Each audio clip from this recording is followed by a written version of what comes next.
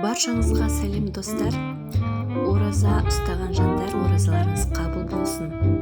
Кешкі асқа не әзірлеймін деп ойланып отырсаңыздар, міндетті түрде осы салатты әзірлеңіздер. Тек қана 3 қана ингредиенттен тұрады. Өте дәмді болады.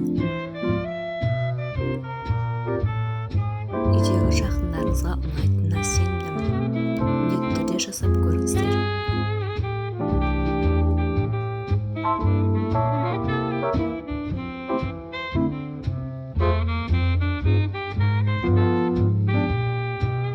Яғни бізге керек заттар 2 жұмыртқа, 1 сәбіз және 3 қызылша. Бұларды жақсылап жуып пісіріп аламыз. Оны, яғни терканың үлкен бөлігінен осылай өткізіп аламыз.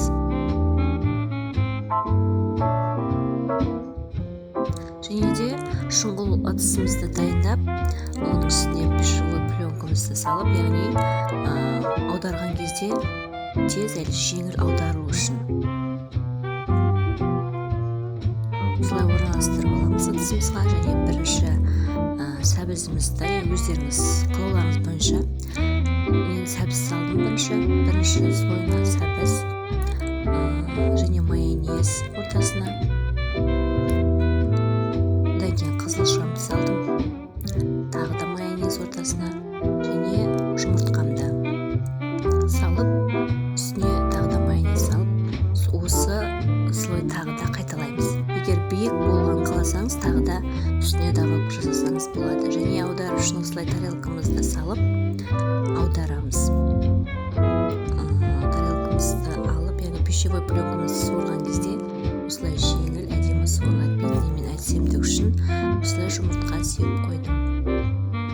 Міне осылай кешкі тамаққа өте тез 15 минутта дайын болатын салат түрін жасаңыздар. Осы видеоны көріп атсаңыз, міндетті түрде лайк басып, комментарий қалдырып, менің каналыма тіркелуді ұмытпаңыздар. Ұстаған оразаларыңыз қабыл болсын, ас болсын баршаңызға.